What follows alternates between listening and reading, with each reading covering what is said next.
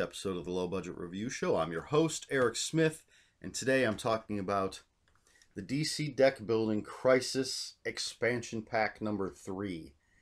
An expansion for DC Deck Building. You will need a base set to play this. And ostensibly it goes with the Forever Evil base set. Although you can use it with any of the base sets. It really is made for this one. So first of all, Deck Building Games, DC Deck Building.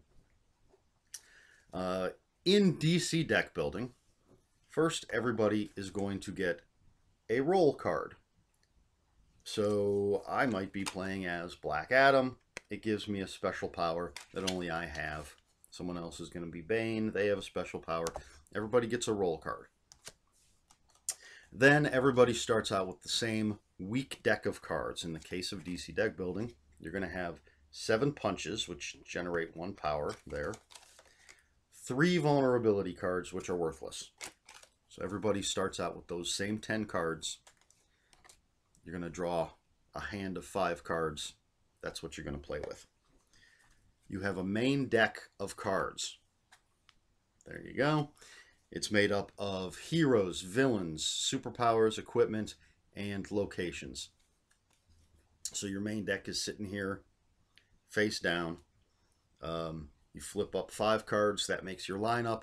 Those are the cards you're going to purchase to put into or build your deck. There's a stack of kick cards. They're always there. You can purchase those. There's weaknesses, which are bad cards. You don't want those. And then there's a stack of supervillains, or in the case of Forever Evil, since you're playing a bad guy, there's a stack of superheroes that you want to defeat. Once all of those are defeated, the game ends. You add up your victory points. Whoever has the most victory points wins. That's a general, very, very quick overview of DC Deck Building. If you want to know more about deck building games, I did a video called Deck Building 101, and I'll have a link for that somewhere up there. And if you want to know more specifically about Forever Evil, I reviewed that base set, and I'll have a link for that up there as well. And just so you know, in the circle over there, that 3, that's the cost of this card.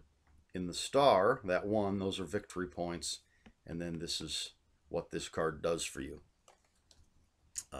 So, cards in the lineup. Use your weak cards to buy more powerful cards. Build your deck so you can defeat the stack of supervillains or superheroes and win the game. Well, Crisis is a cooperative mode for DC Deck Building. And instead of just having a stack of supervillains to be defeated, there's a stack of Crisis cards that also have to be defeated. First, you have to defeat the Crisis, then the current Crisis, then you can defeat the current supervillain. Once those are both defeated, you flip up a new Crisis, flip up a new supervillain, and do it all again. And everybody's going to work together to defeat this. And you need to defeat that last supervillain before your main deck runs out. Generally, the Crisis expansions are tough. I think we have more losses than victories when it comes to playing the Crisis games. But we did play this, and we won. But it was close. There were only 3 cards left in the main deck. And generally, when you're playing DC Deck Building, when you buy cards from the lineup, at the end of your turn, you just refill the lineup. If you bought 1 card, you refill that 1 spot. If you buy all 5, you refill all 5. If you don't buy any, no new cards come out. In Crisis mode, it doesn't matter how many cards you buy, or even if you don't buy any, you always just flip up 1 new card. So if you haven't bought any cards from the lineup, you're still going to add a card. The lineup can get pretty big. If you buy all 5 cards from the lineup, you still only flip up 1 card, so the lineup can get pretty small. But that's one way. You can't avoid using cards from the main deck by just buying kicks or by just defeating the supervillain. There's always going to be at least 1 card added to the lineup. So that drains that main deck. But there are ways to deal with that. So, in crisis mode, as I said, there's a crisis to defeat. Well, how do you do that? The crisis card will tell you. It may be something as simple as contribute 4 hero cards to defeat this crisis. Well, how do you do that? Well, you've got your hand of cards. I've drawn my 5 cards. One of them's a hero. All right, I'll just take that out of my hand. Basically, I'm sacrificing this card because I'm never going to get it back. Take that out of my hand, put it by the crisis card. It takes 4 heroes. I just added 1, so we're going to need 3 more. Maybe I play a card that lets me draw more cards. I draw a couple cards. Oh, there's another hero. I can put that over there. Now we've got 2 heroes. I play the rest of my cards, buy whatever I'm going to buy, do whatever I'm going to do. Turn moves on to the next player. They don't have any heroes. Crap. Next player, oh, they've got a hero they can contribute. So eventually, once there are 4 heroes there, if there are no villains in the lineup, no villain cards in the lineup, that crisis is defeated. All of those cards are destroyed. That crisis is gone. Now we can concentrate on getting rid of the current supervillain on the supervillain stack. You must defeat the crisis first. Then you can defeat the current supervillain, and then a new crisis, a new villain comes up. Now with, excuse me, with the Forever Evil game, they added these victory point tokens, and there are a lot of cards in the main deck that allow you to generate victory points. Destroying cards can generate victory points. Certain things will generate these tokens. Well, since Crisis is a cooperative game and victory points don't matter at the end when it comes to who wins or loses, the new cooperative supervillain role cards bring these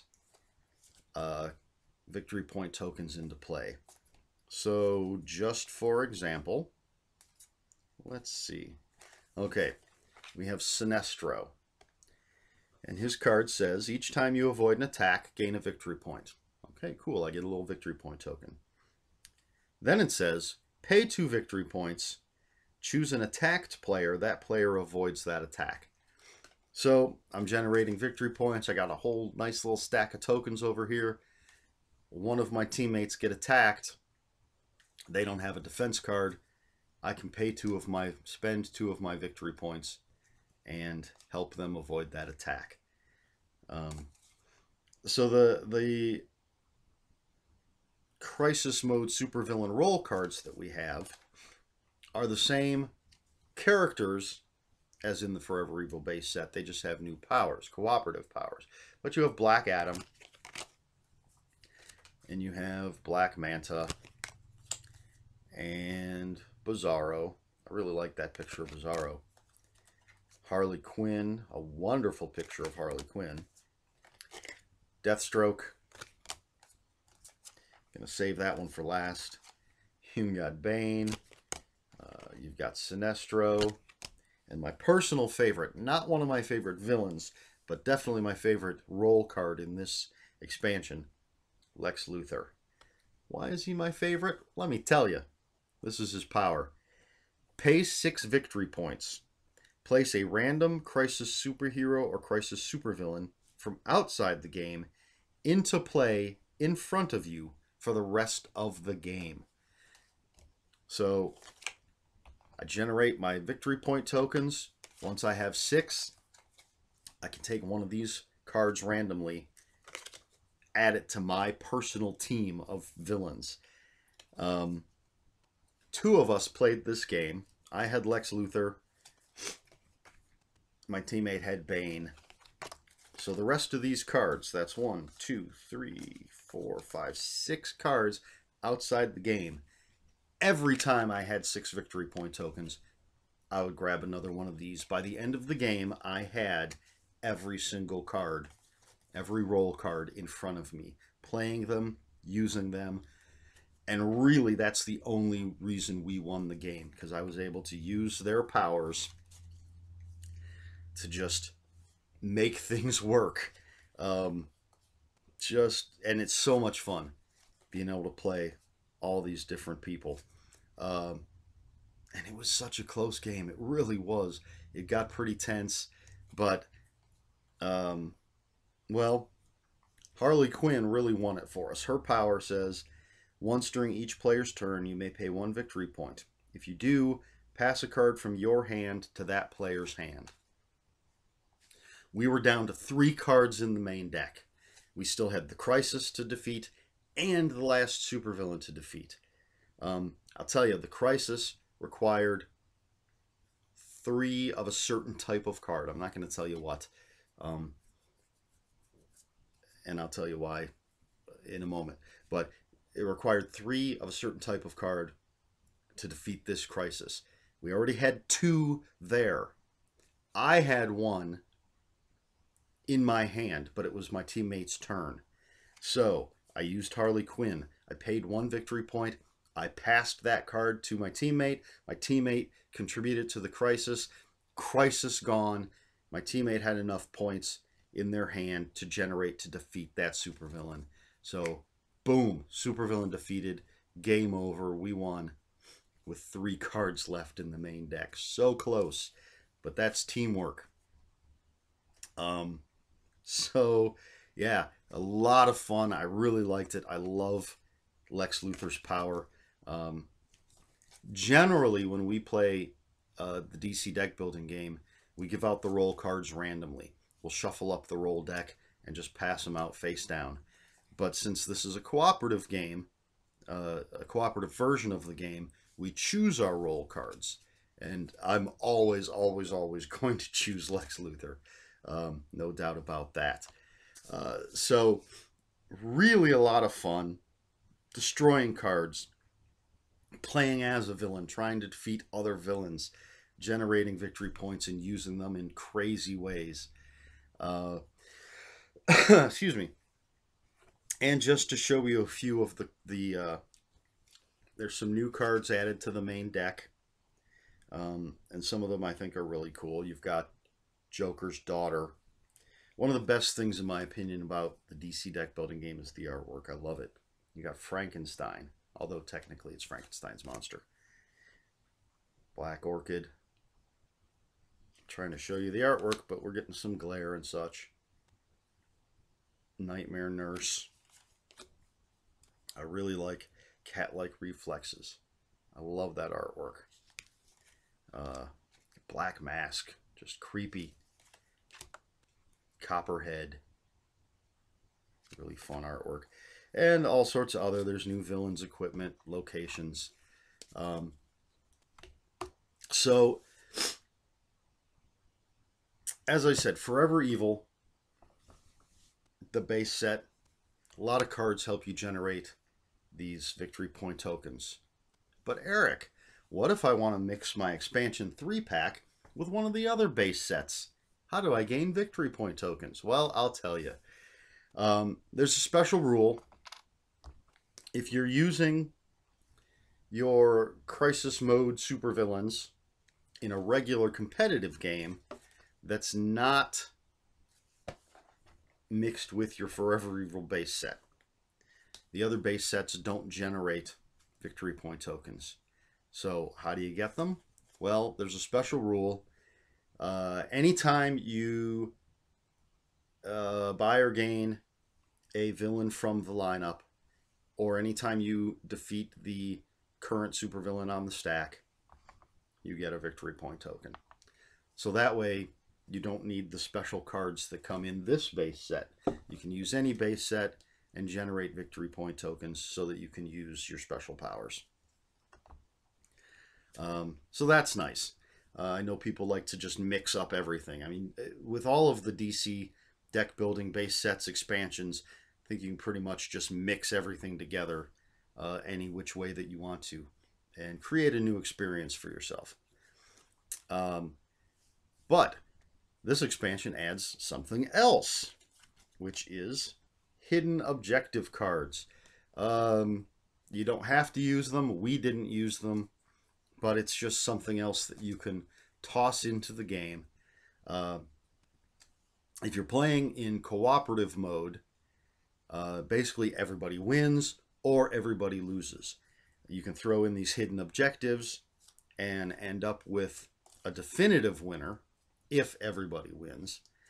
If you all lose, then you all lose, and that's all there is to it. But if you want to use these, you shuffle them up, deal them out face down to all your players. They're not going to reveal them until the end of the game. So you have something like the Collector. When the final supervillain has been defeated, you win if your deck contains 40 or more cards. Simple enough. The Best Defense. When the final supervillain has been defeated, you win if your deck contains the following cards: 4 defenses, 3 attacks. And there's other things. If it's only a 2 or 3 player game, 2 cards with cost 6 or greater is added on to that. Make it a little tougher. So you got a bunch of hidden objective cards that you can throw in for just to mix things up even a little more.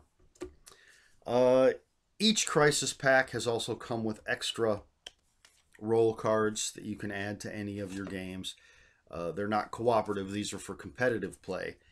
In this case, you've got basically the Suicide Squad. So you've got Deadshot, and you've got Poison. That one's really dark. Poison Ivy. Captain Boomerang. One that I love. King Shark. Cheetah. And Killer Frost. Just some new role cards that you can toss into any of your games to add a little more variety. Now, the reason I haven't shown you any of the Crisis cards or any of the supervillain cards for the supervillain stack is because the rules say, and I agree, that you want to be surprised by what you're facing. At least the first time you play, it's nice to be surprised by what it is you're going to need to do to defeat that crisis, what your first appearance attack of the supervillain is. And Crisis cards have an ongoing effect while they're in play. They have an effect that's going to really mess with you. A lot of the supervillains in the supervillain stack have an ongoing effect that's going to mess with you while that card is in play. And I do agree that it's nice to be surprised by that. So I don't want to give any of that away by showing you any of the Crisis cards, any of the supervillain cards. So you're just going to have to play on your own to find out how they're just going to mess with you. And they're tough. They're really tough. There is another difference between this particular Crisis expansion and the first two.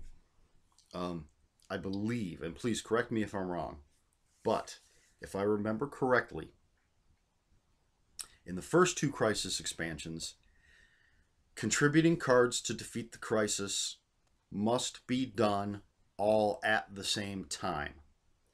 So just for example, if the current crisis needs 3 equipment cards to be defeated, if it's my turn, all of us must contribute a total of 3 defense cards. If I have 3 in my hand, I can do it myself. If I have none, but I have two teammates, and between the 2 of them, they have 3, they can toss them down. If we each have 1, there's 3 of us playing, we can each put it down. But it must be done all at the same time. With this one, it doesn't have to be done at the same time. If I have 1, I can put it down.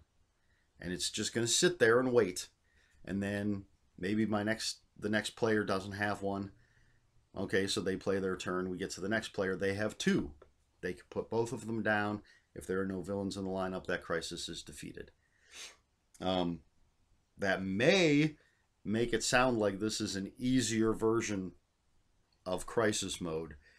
But it does make it easier to contribute cards to the crisis. But the ongoing attacks, the ongoing effects, the first appearance attacks, some of what you actually need to contribute to defeat the crisis, it's not. This version is not any easier than the other versions. It is still really tough. Um, but I do like that you don't all have to contribute at the same time. And the Bane roll card helps out a lot too. His power is each time you destroy a card with cost 1 or greater, you may place it. I'm skipping over part of it because it's not that important for this. Each time you destroy a card with cost 1 or greater, you may place it under this card. Those cards may be used to beat crisis cards. Excuse me. So what that means is, again, it takes 3 defense cards to beat this crisis. Well, I don't have any in my hand. Oh, but earlier I destroyed one and it's under Bane. I can just take that out from under Bane and contribute it to defeating that crisis. And that helped a lot when we were playing. So let's see. I covered, I think, the differences, the things that this added that the other Crisis expansions did not. I showed you the new Crisis mode villain roll cards, which are really nice. I showed you the new super villains, and I think I covered everything I wanted to cover. So that's the DC Deck Building Crisis Expansion 3. I really dig it. Possibly my favorite Crisis expansion so far. I really dig Crisis Expansion 2 because it deals with Black Lanterns and stuff, and that's always fun.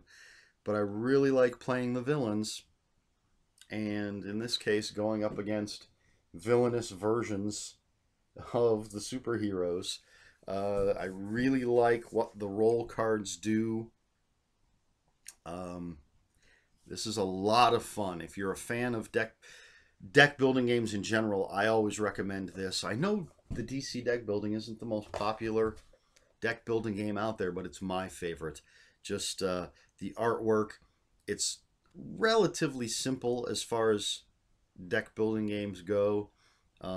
Simple in the basics of the game. It can get very complicated, especially if you're playing Crisis. But there's a lot of things that you can do. The combos of things that you can do, the ways that you can play. It's not a simplistic game, even though it's simple, if you know what I mean. So I love the DC deck building game. I recommend it for DC Comics fans. I recommend it for deck building game fans. And the expansions that they come out with, the Crisis mode stuff, really tend to add a lot of fun things. And this one really, really adds some great stuff. So I highly recommend it. And it's not an expensive game, generally. The base sets, I don't think, are that expensive. And the expansions aren't bad. So for the price point, you're really getting a good deal. Cryptozoic games, I don't think I mentioned that. These are from Cryptozoic. I'm a big fan of a lot of their stuff. I'm glad they're doing this. I'm glad they're keeping the expansions and the crossover packs coming out. So definitely recommend picking this one up.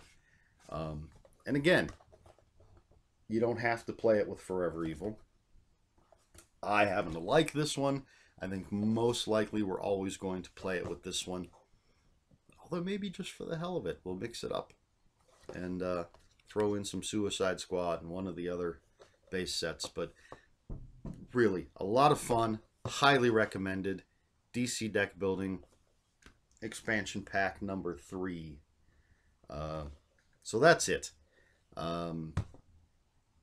If you have any comments, questions, or corrections, please put them in the comments below, especially if you have any corrections, because I may have made some mistakes here. Comments are open for spoilers. Just post a spoiler warning. So if you want to talk about specific cards, especially Crisis cards, or the supervillains in the stack, post a spoiler warning so we don't spoil the fun for anybody else. Please like, share, and subscribe. Remember, I'm going to have a link for Deck Building 101 up there if you need to know more about deck building games. I'll have a link for my review of Forever Evil if you want to know a little bit more about the base set itself. And I believe that's it. So this has been the Low Budget Review Show. I have been Eric Smith, and until next time, read more books.